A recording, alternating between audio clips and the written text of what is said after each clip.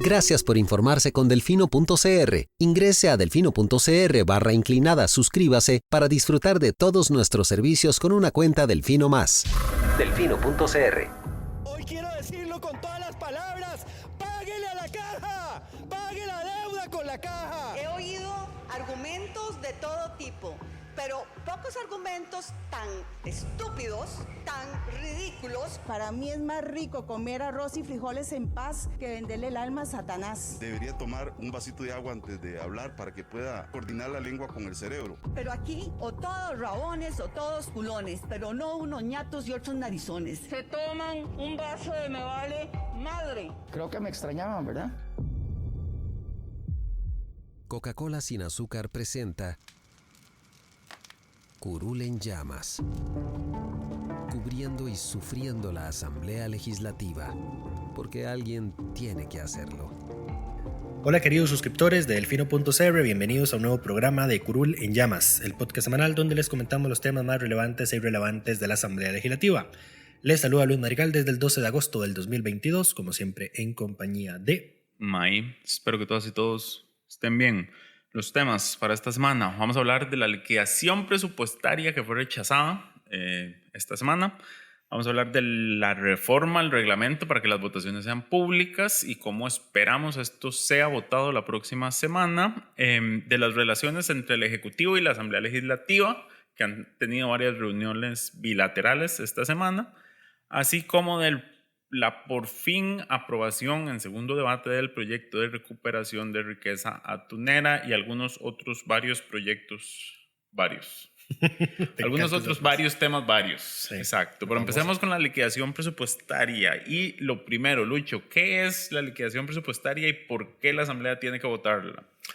Resulta y acontece que después de que se ejecuta el presupuesto nacional del gobierno central, el Ministerio de Hacienda pues tiene que hacer el informe final a la Contraloría de qué fue lo que ejecutó, cuánta plata le ingresó al Estado, al Ministerio de Hacienda, cuánto se gastó y en qué se gastó.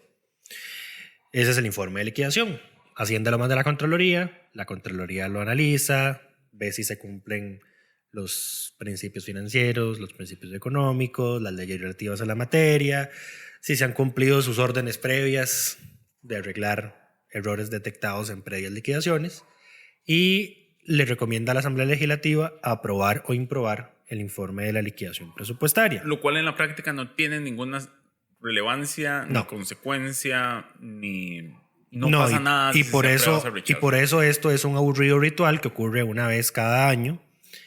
Aburrido ritual en palabras de la ahora expresidenta de la Asamblea Legislativa, doña Silvia Hernández, porque al menos en esta ocasión se tomó solo un día, pero la liquidación del presupuesto por reglamento se toma varios días. Lo que pasa es que aquí los diputados dijeron: salgamos de esto una vez, hablemos algunos pocos, muy centrados en lo que vamos a decir, no vamos a repetir lo que ya otros dijeron, lo votamos el mismo día que lo vamos a discutir y nos vamos ya para la casa. Desde el 2009 no se aprueba ningún informe de liquidación presupuestaria, entonces para que se haga la idea de lo ya aburrido que es este procedimiento, y como May bien lo dice, como no tiene ninguna sanción para ninguna persona por el incumplimiento o por el hecho de que la Asamblea rechace la liquidación, pues los errores persisten, persisten las mismas faltas. ¿Qué es lo más recurrente? Pues que se financie gasto corriente con deuda, que está prohibido por la Constitución. Lo otro es... Pero que la sala ha dicho que todo bien, que mientras incluyan el presupuesto... Bueno, a la Contraloría le vale y dice que no se puede financiar gasto corriente con deuda. Todavía lo dice. Lo otro es los salarios que se pagan de más en el MEP, que es súper recurrente todos los años por el tamaño de la planilla, pero que en los últimos años ha venido decreciendo el monto de salarios pagados de más. ¿Qué más? Créditos que no se ejecutan y por el que el país paga comisiones de compromiso, paga intereses, etcétera, etcétera. Todo lo que sabemos que está mal en el manejo económico del país desde hace, ¿cuántos? 2022 menos 2019, menos 2009. 13 años. Gracias. Pues eso. Y al final, digo que esto es una discusión igual que se repite todos los años. Es que, de nuevo, es francamente aburrido tocar el tema. Mientras no haya sanciones por incumplir con los principios presupuestarios, pues no va a pasar nada con el hecho de que se rechace cada año la liquidación del presupuesto. Pero aquí esto trae un problema aparejado, y es que la Asamblea prácticamente refrenda esos errores, esos incumplimientos presupuestarios cada vez que aprueba el presupuesto, exacto, porque aprueba financiar gasto corriente con deuda. Y sí, digamos que esa puede ser su falta, porque ya el resto de cómo se ejecuta es tema de las instituciones. También hay algunos problemas con las fechas en las que se ejecutan determinados dineros. Porque, por ejemplo, ahora que tenemos el principio de la plurianualidad del presupuesto, hay algunos gastos que se pueden hacer en varios años, pero el presupuesto es anual, ¿verdad? Entonces, a veces lo que pasa es que, por ejemplo, gastos muy importantes que ocurren a final de año, cuando inclusive ya muchos funcionarios públicos han ido de vacaciones, pues se terminan pagando hasta el enero. Entonces, eso ya incumple principios presupuestarios. Ahora, algo que iba a señalar sobre el financiamiento de presupuesto ordinario con deuda, lo que tenemos que reconocer es que si el gobierno no financiara parte de su presupuesto con deuda, no tendría presupuesto más que para pagar sus deudas y nada más. Y nada más. Y absolutamente nada más. Ni siquiera para pagarle salario al presidente. Y no es que salimos de las deudas con hacer eso un año, ¿verdad? No. O sea, no es que podemos prescindir del Estado un año, ni salud, ni educación. Que pasar como 10 años. Sí, imagínate. Para pagar todas las deudas. Imagínate, aquí estamos en enero es que vencen los eurobonos que se emitieron en el 2009, 2008. No recuerdo la fecha ahorita. Y luego no tenemos un vencimiento de tal magnitud como el que vamos a tener en enero hasta como en no sé cuántos años. Creo que son como 2 décadas, una cosa así. Pero sí, o sea, no es posible. No es posible. Entonces sí, más de la mitad del presupuesto se van a pagar deuda, pagar intereses de la deuda. Y la otra mitad se va en el funcionamiento del Estado. Correcto. ¿Y por qué pasa esto? Bueno, porque el Estado no genera los ingresos suficientes, lo cual es interesante porque se presentan una serie de proyectos intentando reducir los ingresos del propio gobierno, a pesar de que eso implica seguirse financiando con deuda cada vez más, porque entonces solo esta semana se presentó un proyecto para quitarle el IVA a la canasta básica, para quitarle el IVA a la educación superior privada y para quitarle el impuesto a la cerveza importada, porque al parecer a la cerveza importada se le cobra un impuesto adicional. Correcto. El gobierno habló de reducir el monto del impuesto único a los combustibles para fijar un tope máximo a la gasolina. Y la pregunta es, ok, muy bien todos estos recortes, pero ¿de dónde va a salir esa plata que se pierde? ¿Ustedes no sienten que estamos haciendo como fiesta con esa primero con la gastadera, que por ejemplo lo expuso don Eliezer Feinsack en su control político?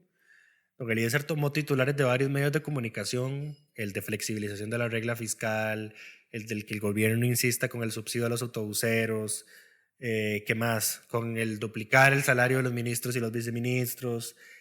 Todo lo que él ha hecho la creación de miles de plazas nuevas en la caja que no se anunció de dónde se van a financiar, más todos los anuncios subsiguientes que implican una mayor erogación, mayor gasto. ¿No les parece interesante que estén ocurriendo en momentos en el que no tenemos cifras fiscales? Porque a esta hora, después del hackeo a la caja, todavía no sabemos cómo está cerrando el mes. Cierto, no se han presentado cifras fiscales desde hace rato.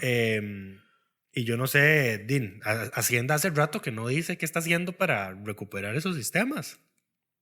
Y esos sistemas son importantes, no solo para a nivel local, porque ocupamos saber cómo está el déficit, sino también a nivel internacional. O sea, yo no sé cómo pretendemos salir a pedir eurobonos sin cifras fiscales, sin saber cuánto de déficit fiscal tenemos. O sea, de ahí es donde, si subió o bajó. Si subió, nos van a cobrar una tasa de interés más alta. Si bajó, pues posiblemente nos cobren una más baja. Correcto. Bueno, ¿y dónde se hay recortes? ¿Dónde se vienen recortes? No lo vamos a hablar esta semana, lo prometo, pero ya el recorte anunciado es a la partida del Fondo de Educación Especial Superior, que es inconstitucional, pero en este momento no nos vamos a referir específicamente a ese tema. Lo que vamos a mencionar es que ya hay diputadas y diputados reaccionando al anuncio que hizo el Ejecutivo al respecto. Correcto, un recorte de 129 mil millones en relación a lo asignado el año anterior. Exacto. Y son como 170 millones en relación a lo que en teoría se debería asignar según la Constitución. Porque ahora hay una tercera forma que es la del gobierno, que es la base del año previo más el tope de la regla fiscal. El tema es que la regla fiscal es de rango de ley y cómo se fija el FES está de rango constitucional. Pero esto es un tema que está siendo analizado por la Sala Constitucional en una acción de inconstitucionalidad, valga la redundancia, que presentaron las universidades públicas, que todavía no se ha resuelto. Sí, y entonces, como esto va a ser tema, definitivamente. Porque, en otro programa le vamos porque a de no dedicar- haber acuerdo, y este es nada más el preámbulo, porque de no haber acuerdo, que seguramente no lo va a haber, la Asamblea es la que tiene que definir. Correcto. Ahora pasemos al siguiente tema, la reforma al reglamento. Hemos venido insistiendo semanas a semanas que ya se viene ¿Cuáles por fin la semanas, votación. años? Bueno, con el tema. No, que ya se viene la votación. Ya hay un texto de consenso que tiene el visto bueno de Luis Madrigal. Y de May no por una... May le hizo ahí una observación, pero que yo no le voy a pasar al... No a a los entrar en diputados, ese tema. Exacto. El porque- punto es que hay acuerdo, hay consenso. No tenemos acuerdo May y yo, ese es el punto. Entonces, Los que votan tienen acuerdo entre ellos. Ajá. Y conmigo. Y hay consenso, entonces hay un texto para ser votado la próxima semana por distintos motivos. Se iba a votar este Se jueves. esperaba votar pero esta semana, pero no va a ser posible. el proponente, que es don José Joaquín Hernández, que hablamos de ese proyecto de él hace 2-3 programas, que era el proyecto más completo, pues... Se le hicieron ahora las mejoras del caso. Se les hicieron las mejoras del caso. Muchas es tomar los procedimientos que habíamos planteado nosotros en el borrador que le hicimos llegar al Partido Liberal Progresista. Enhorabuena. También se mantienen muchas de las propuestas de reforma que hizo don José Joaquín. Se iba a votar este jueves, pero un familiar de don José Joaquín falleció, entonces digamos que está en licencia por duelo. El lunes es feriado. El martes la agenda está comprometida y al parecer, según dijeron, extra micrófonos, porque no pude distinguir quiénes lo dijeron. Algunos jefes de fracción no podían ese día. Miércoles es de reformas constitucionales, entonces se planteó jueves, pero ya el jueves está como que muy largo, entonces acordaron que aunque miércoles sea día de reformas constitucionales, se habilite ese día para votar la reforma al reglamento. ¿Por qué? Porque no hay ahorita todavía no hay. Las fracciones no han hecho llegar, primero, reformas constitucionales que quieran impulsar. Número 1. Y número 2, las que ya, digamos, en las que sí ya había acuerdo, ya se tramitaron. La de esta semana, y eso es lo que nos da pie para hablar del otro tema, nada más haciendo la mención de que prácticamente todas las votaciones de la Asamblea y las elecciones y las no reelecciones y las reelecciones y las ratificaciones y las destituciones se van a votar con voto público, que es lo que estamos peleando desde hace años. Todo va a ser con voto público, incluida las elecciones de la Asamblea propiamente, de sus directorios, de comisiones y de plenario. Todo va a ser público, excepto lo que sea secreto de Estado. Esa es la regla que se está imponiendo. Y se va a exigir 38 votos para hacer votaciones secretas. Correcto. Que va en la línea de lo que señaló la Sala Constitucional. Correcto. Y ahora, a lo que me daba pie a hablar de esto, del otro tema que ya se me escapó. ¿Ves? Por eso yo no puedo hacer esos cruces de mentalidad, pero bueno, ahorita me acuerdo. Ok, no, a lo que yo ya es que probablemente el martes no quieran que se vote porque el martes es el informe de los 100 días del presidente, entonces no quieren que les quite el spotlight el presidente sobre la reforma, la importante reforma, que hay que reconocerlo. A ver, si lo aprueban, esto es un avance sustancial y significativo y ya van a estar por enfrente de muchas otras asambleas con el simple hecho de hacer esto. Claro.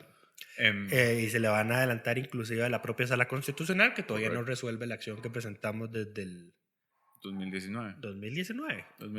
Wow. Exacto, han pasado años.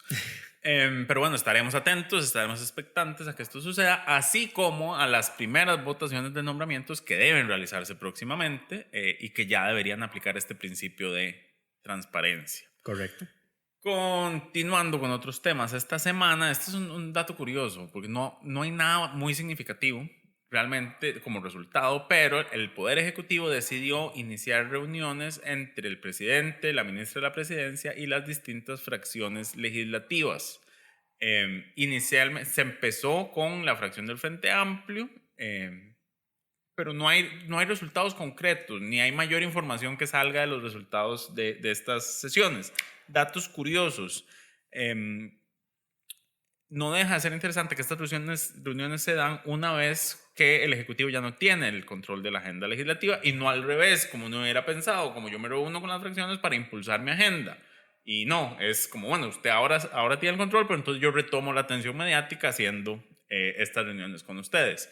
De la fracción del Frente Amplio, lo que se sabe es que se señaló su oposición al proyecto de jornadas 4.3 y no van a ceder en eso. Ellos tienen su posición y van a mantenerse.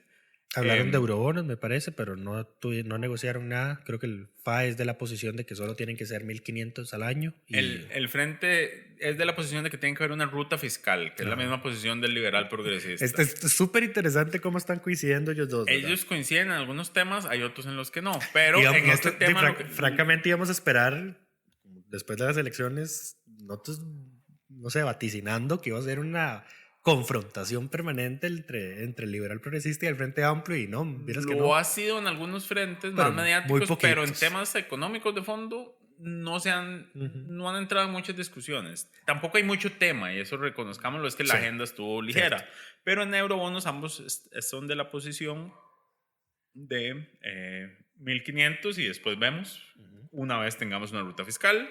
En la Comisión de Asuntos Económicos parece que se va a imponer la posición de los 6.000 porque hay una diputada, si bien la fracción como de Liberación está en su mayoría con los 6.000, la diputada... Una de las pocas diputadas de Liberación que no coincide es integrante de la es comisión. integrante de la comisión, entonces parece que de ahí va a salir los 6.000. Aquí hay un tema importante y es que esto requiere 38 votos y ninguna de las posiciones en este momento tiene esa mayoría.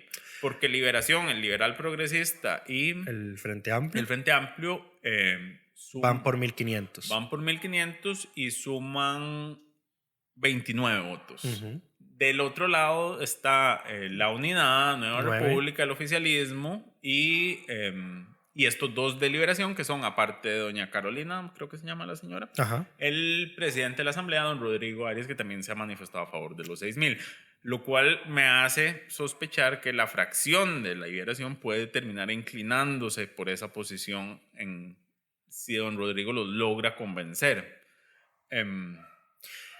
Aquí es interesante, hablando de las relaciones entre el Ejecutivo y la Asamblea, porque bueno, ya es más que evidente que la Unidad, esto ya lo mencionamos, porque la Unidad está cogobernando, al punto de que esta semana en el control político, don Gilberto Campo, ¿cómo se llama el del liberal progresista? Gilberto... Ya te digo, pero anda desarrollándolo. El diputado Gilberto del partido... Gilberto Campos. Gilberto Campos, del liberal progresista, hace un control político justamente señalando este tema de que necesitan la ruta y de que la aprobación... no dar un cheque en blanco y de que las señales que se están enviando no son las correctas. Y quien le responde es no una persona del oficialismo, sino la subjefa de fracción, María Marta Carballo, de la Unidad Social Cristiana, quien hace un llamado a que se aprueben los 6.000 millones de dólares en un solo tracto con puntos de verificación, que es el argumento que el PUSC, porque es el PUSC que lo ha montado que se apruebe todo de un solo, pero que haya momentos de verificación. Entonces, la cogobernanza, digamos que el oficialismo en este momento tiene 19 votos, diría yo, básicamente. De las reuniones entre... La otra de Liberación, perdón, que creo que está a favor de los 6.000 es doña Montserrat. No. Es que son 3 de Liberación en Económicos, que es donde está Eurobonos. Son doña Montserrat, doña Katia y doña Carolina. Doña Carolina sí sabemos que ella es una. Sí, pero Montserrat yo creo que estaba en contra, pero los votos de la Unidad y el oficialismo y Nueva República... el que hizo la mayoría fue el de doña Carolina, ya me acuerdo. Correcto, Carolina, el de... Carolina Delgado. Exacto, pero bueno... Más allá de eso, ¿qué más? Bueno, de la reunión con el liberal progresista no hubo mayor información. Ahora, espérate, para no obviar esto, porque hablaste de las mayorías, que se ocupan 38 votos para emitir eurobonos. Habría que ver cómo se mueve Liberación, si don Rodrigo Arias los logra convencer de que apoyen los 6.000 de un solo tracto. Pero, si no, yo francamente dudo de que el resto de fracciones no vayan a aprobar los 1.500 millones. Porque, a ver, ya se dictaminó, correcto, ¿verdad? Entonces tenemos un dictamen afirmativo de mayoría, que es el de la mayoría que se impuso en la Comisión de Económicos, correcto, por los 6.000 millones. Correcto. Pero va también el dictamen afirmativo de minoría, que va con los 1.500 millones.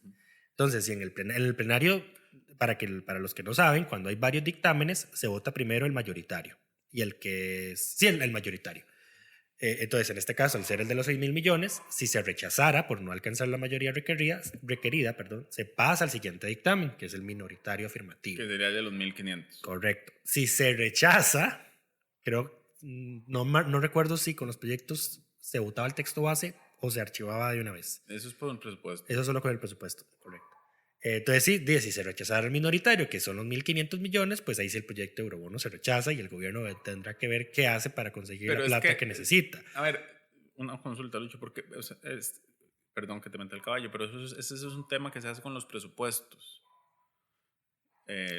Lo de los dictámenes, ¿no? No. Con todos. Con todos. Sí. Digo, pero el orden del texto base. No, porque si no sería un sinsentido presentar dictámenes minoritarios. No, digo, pero digamos que si rechazas el minoritario, pasas al texto base, solo pasa con los presupuestos. Sí. Porque con los demás proyectos... Sí, ya eso lo dejaste claro. Ya, ok, listo. Pero bueno... No, por eso, si se rechazara el minoritario, ya ahí sí se rechaza el proyecto. Archívese, sí. Correcto, archívese Así es. Y ahí sí nos lleva toda. Sí. Esperaríamos que le metan una moción de revisión y consigan los votos porque la moción de revisión no requiere los 38 votos y demás para salvar el proyecto. Así como lo dejan en el limbo que dejaron el proyecto de crédito del Teatro Nacional, que por cierto ya se venció.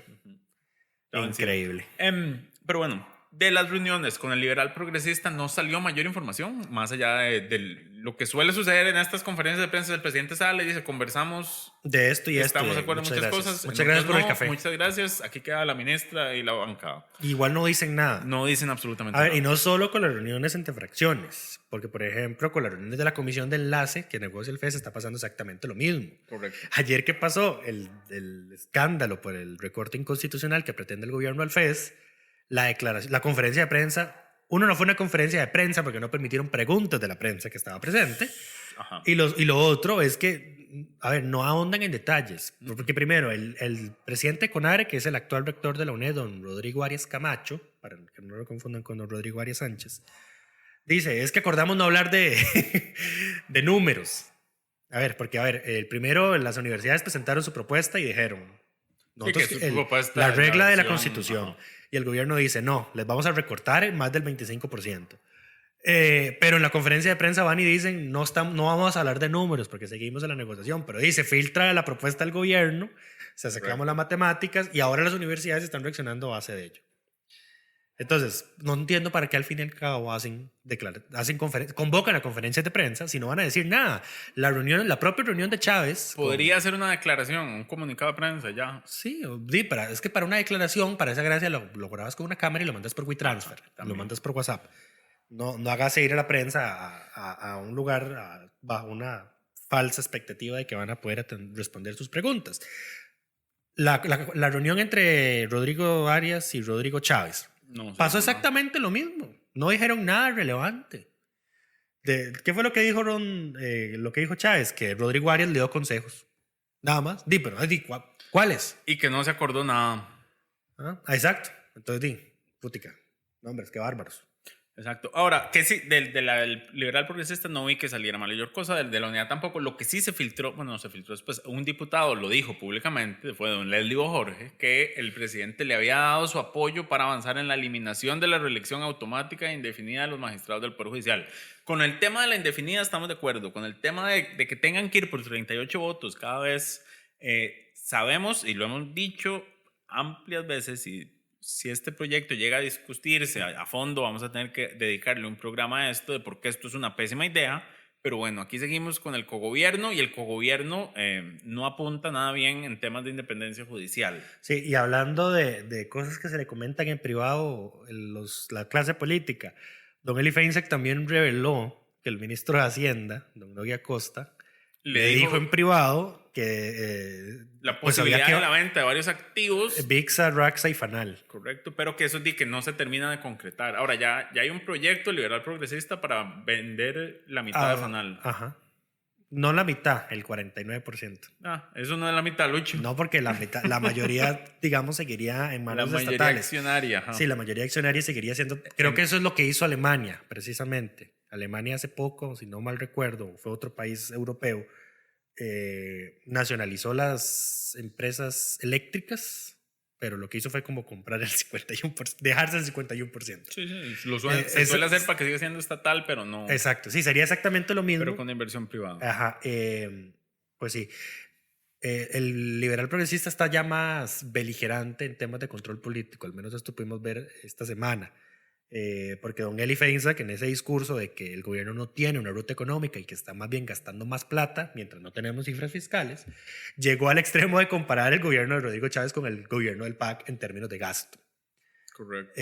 Porque, por ejemplo, mencionaba ahí que el presidente en campaña decía que había que recortar gastos, que había que ser austero, pero le sacó todos los titulares de prensa que han dado cuenta de todos los incrementos y nuevos gastos que el gobierno ha creado. Correcto. Pasamos al siguiente tema. Se aprobó finalmente el proyecto de recuperación de riqueza atunera. Lucho. Sí, proyecto de don José María Villalta, convocado por el Ejecutivo en las sesiones extraordinarias, donde no se pudo terminar de aprobar en el segundo debate, se retomó ya ahora. Recordarán que este es el proyecto en el que él no daba la matemática, ¿verdad? Por eso tuvo que volverse el texto, además para hacerle de ahí unas observaciones, incorporar unas observaciones que hizo la Contraloría. En síntesis, vamos a dejar de regalar el atún. Más bien el atún se va a considerar ahora un recurso estratégico para el desarrollo del país.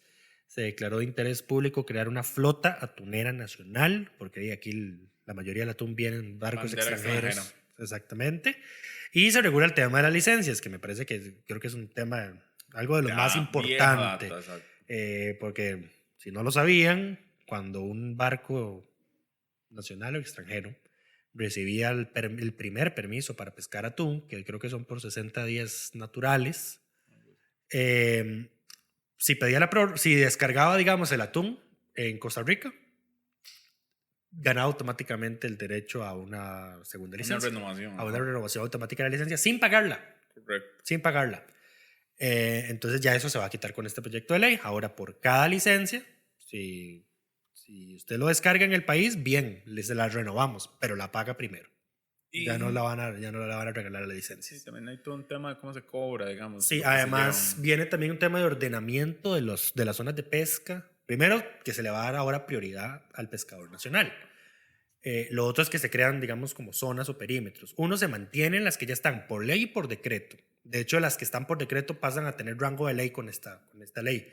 Se les reconoce como que no se pueden... ¿Son las áreas protegidas? No, porque son las que son de decreto. Es que sí, técnicamente. Sí, es que si no son de pesca, son zonas protegidas, técnicamente. Entonces, sí. Entonces, el gobierno puede definir otras, pero tiene que mantener las que ya están. Entonces, va a haber un perímetro, digamos, para pescadores artesanales, los de pequeña, mediana, y luego están los de grande escala, que pues, son esos barcos mayoritariamente de flota extranjera. Y eso es el proyecto. De ahí, tuvo apoyo unánime. Una victoria del Frente Amplio, hay que reconocerlo. Un proyecto de Villalta impulsado por la nueva fracción y que tuvo el apoyo del Ejecutivo. Correcto. Para ser convocado, avanzado y corregido, porque tenían aparte las sumas. Sí, el Ejecutivo va a tener 6 meses para reglamentar esta ley, una vez esté publicada en el Diario Oficial La Gaceta. Ok.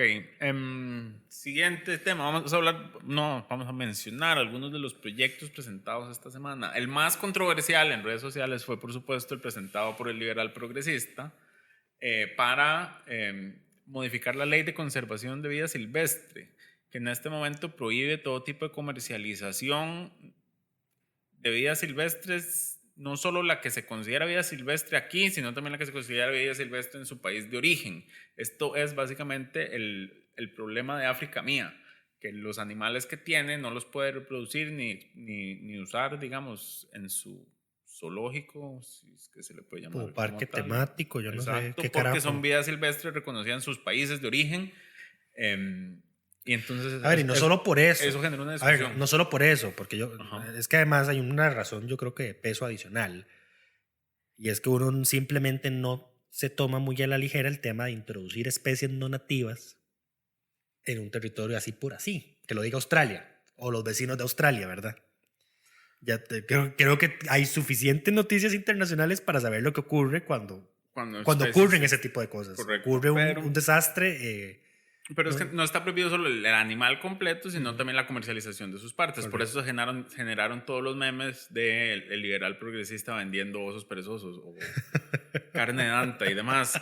Sinceramente, no conozco a fondo el tema ni el proyecto como para poder explicar cuál es el problema, pero sí sé que ampliaría, digamos, las posibilidades de comercialización de especies protegidas, que por cierto nuestra ley excluye todo lo que tiene que ver con especies marinas, porque aquí seguimos explotando y vendiendo carne de tiburón, aunque no se hable de ese tema.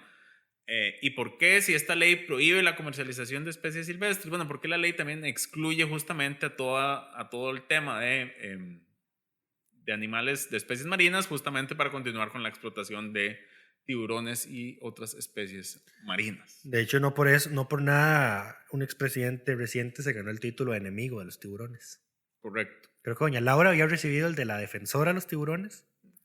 No estoy seguro, Y no sé, y no recuerdo francamente si fue Carlos Alvarado o Luis Guillermo Solís el que recibió el de enemigo de los tiburones. Pero sí, ya no por nada, cada rato creo que es en Semana Santa, que es cuando más se consume pescado, marisco, que salen las famosas benditas campañas de aprenda cómo diferenciar el tiburón del pescado. Exacto, porque la carne es distinta. Correcto.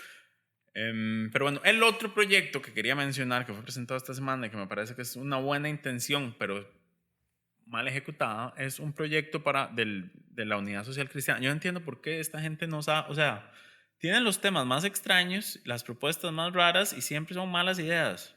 O sea, o es una buena idea mal ejecutada.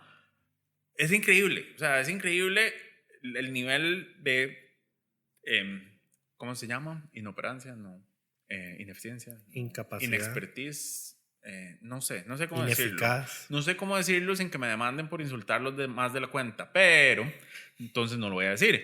Pero bueno, hay un proyecto del diputado Carlos Andrés Robles, no, Robles es el del Frente Amplio. Hay dos. Carlos Felipe. Carlos Felipe, ¿cuál es el apellido? Carlos Felipe García. Carlos Felipe García, sí señor. Ok, no me disculpas, todavía nos estamos acostumbrando a los 57 nombres. Hay algunos que nunca aparecen, por ejemplo, no deja llamar la atención, comentario al pie de página, la poca visibilidad que tiene Fabricio Alvarado en esta Asamblea Legislativa. No, yo estoy agradecido. No, yo le doy gracias a Jesucristo. Yo estoy agradecido por eso, pero no deja llamar la atención lo poquito que aparece y el poco control político que hace y sus pocas participaciones. Es que está feliz con el gobierno. Ya no está el PAC. Sí. Y lo otro es que creo que es el otro mes o este mes o no sé cuándo se va un mes a Correcto. Israel. De gira con un paseo. Sí, más le vale que ya haya pedido el permiso, haya mandado el oficio de que no va a recibir remuneración por ese plazo que no va a estar, ¿verdad? Correcto, pero bueno, el proyecto del que yo quería hablar de Carlos Felipe García, lo que propone es simplificar la homologación de títulos profesionales, lo cual suena muy bien. Y aquí hay un paréntesis. Quienes han estudiado en el extranjero saben que esto es una tortura. Una tortura porque la Universidad de Costa Rica tiene el monopolio de la homologación. Entonces, ya dijiste eso, ya les va a caer Rodrigo Chávez. Esto pasa por ley, pasa por la Universidad de Costa Rica y sus diferentes escuelas que usualmente le tienen que hacer consultas a colegios profesionales y demás, pero bueno, la Universidad de Costa Rica tiene el monopolio de esto. Lo que el proyecto de Carlos Felipe propone es que se abra a todas las universidades públicas y privadas que estén reconocidas en CONESUB, para que puedan hacer la homologación en casos de grado y pregrado. Y los posgrados se convalidan automáticamente con solo presentar los requisitos formales, lo cual en teoría suena como una muy buena opción comparando con el trámite que hay que hacer actualmente, pero no deja de ser preocupante porque te imaginas una universidad de garaje convalidando títulos que están reconocidas por el CONESUB. Como las universidades de Donald Trump. Exacto. O las universidades estas que quebraron hay una cantidad de años y dejaron a sus estudiantes endeudadísimos sin título y que el gobierno de Estados Unidos acaba de... Correcto. O si sacas un posgrado en la Universidad de Donald Trump, se te convalida aquí automáticamente con solo presentar los requisitos y nadie lo supervisa. Entonces, sí, es una idea necesaria. Hay un problema en esa materia. Hay un problema que hay que resolver. Pero esta no es la forma de resolverlo. Esta no es la forma de resolverlo, exacto. Para está que- yendo al extremo opuesto Sí. de la situación. Acostumbrémonos a mencionar el número de expediente por si la gente quiere revisarlos por su propia cuenta en nuestra plataforma. Este de Carlos Felipe que menciona May es el 23.280. Correcto. Y el del Partido Liberal Progresista, el de los es que yo me acuerdo de los memes y me da risa, lo siento mucho. Ese es el 23.276. Correcto. Otro, el del impuesto a la cerveza importada es el 23.275 y el 22.276 es el de vida silvestre. Ya lo habéis dicho. Ya lo había dicho. Lo siento, me distraje un segundo. Wow. No. Yo creo que esos son. Creo que eso es. Creo que eso fue todo. Bueno. Sí, creo que eso fue todo por esta semana. Me queda algo. Sí, Me quedó algún no, es pendiente. que fue una semana relativamente aburrida. No, ya me acordé de que era el último proyecto que iba a hablar, hablando de semana aburrida y feriados. Del proyecto propuesto por la diputada Sonia Rojas para que el 9 de agosto de cada año, que es el Día Internacional de los Pueblos Indígenas, que fue la razón por la cual el lunes hubo una sesión especial sobre este tema. De la que no hablamos en este podcast, pero está la crónica en el barra de prensa. No hablamos de este podcast porque fue mucho de lo mismo de siempre, discursos Es que ya- y rasgándose ya- las vestiduras y nada de acciones A ver, concretas. lo que menos necesitan las poblaciones indígenas son 57 políticos diciendo los problemas que tienen, necesitan soluciones. Exacto. Pero bueno, el proyecto no es una solución, viene a plantear que el 9 de agosto sea un feriado de pago no obligatorio, que recordemos, los pagos no obligatorios se aplican únicamente para quienes trabajan por jornada. Si usted está en planilla... Igual va a su salario. Y si lo exacto, trabaja, tiene derecho a que se lo paguen. Exacto, correcto. Pero bueno, ¿qué decía yo de este tema? Si este proyecto se aprobara, tendríamos cada 5 años como un periodo de 4 semanas donde trabajaríamos con jornada de 4 días, porque serían 5 feriados consecutivos en una cuestión de 6 semanas, digamos. El del Porque en el 25 de julio, el del 2 de agosto, el del el- 9 de agosto. El del 9 de agosto, el del 15 de del agosto 15 de y el agosto. del 30 o 31 de agosto, Por ahí anda. que es el Día de la Población Afro-costarricense. Exacto, que es la razón por la cual la asamblea va en agosto para Limón. Serían en cuestión de 6 semanas 5 feriados consecutivos. No me agrada la idea de que tengamos que esperar cada 5 años para que eso ocurra, pero bueno. No digo, es que cada 5 años porque de vez en cuando los feriados... No, yo sé que los días se mueven. Los días se mueven en los días del calendario, los números. No es cada 5 años, sería por 5 años. ¿Por qué? Porque los días, como están acomodados, vienen en secuencia, básicamente. Cae siempre, digamos, este año cayeron lunes o martes. Entonces se van moviendo y habría cada 5 años un momento en el cual caen sábado y domingo todos esos feriados. Ok. Porque vienen en cola, digamos. Son sucesivos, ¿ya? Ajá. Pero bueno, tendríamos un junio y agosto muy bonito. Dudo mucho que se apruebe porque si llegara a aprobar, los empresarios solicitarían que se quite un feriado para cambiarlo por ese. Correcto, pero bueno, como ya ha pasado. Pero bueno, si esto es todo por esta semana. Nota aclaratoria antes. Yo no fui. Sí, no, fuiste vos. No, pero ¿por qué tan a la defensiva? 2 cositas. Si escuchan el audio de forma diferente a como ya los tenemos acostumbrados en los últimos meses, es porque hoy estamos grabando presencialmente. Razón por la cual había un perro de fondo. En la sede del medio. Ese es conocido como la Casa Diego. Correcto. Ese es el motivo por el que posiblemente hayan escuchado un perro ladrando durante algunos minutos en el fondo. Si no lo escucharon, magnífico. Y también podría ser posible que hayan escuchado alguna maquinaria que está haciendo obras viales justo en la calle aledaña a esta. Entonces, si tampoco lo escucharon, magnífico. Pero esas son las salvedades. Y además, cuando grabamos presencialmente, nos distraemos más de la cuenta. Lucho. Lo acabo de notar. Lucho se distrae más de la cuenta. Bueno, ok. Yo me enfoco más. No, porque divagás entre temas y nos devolvemos. Eso siempre pasa. Toda la cosa. No, pasó más, ya veo que pasa más cuando estamos presencialmente. Veremos cómo lo solucionamos. Creo que la solución va a ser tener que grabar en mi apartamento. Pero sí, eso fue todo por esta semana. Cuídense mucho. Nos escuchamos hasta la próxima. Coca-Cola sin azúcar presentó Curul en llamas, cubriendo y sufriendo la Asamblea Legislativa, porque alguien tiene que hacerlo.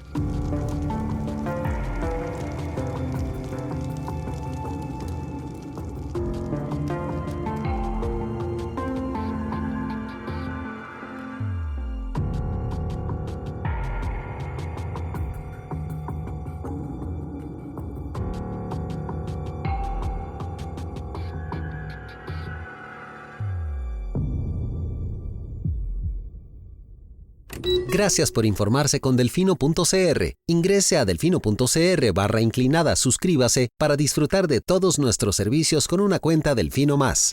Delfino.cr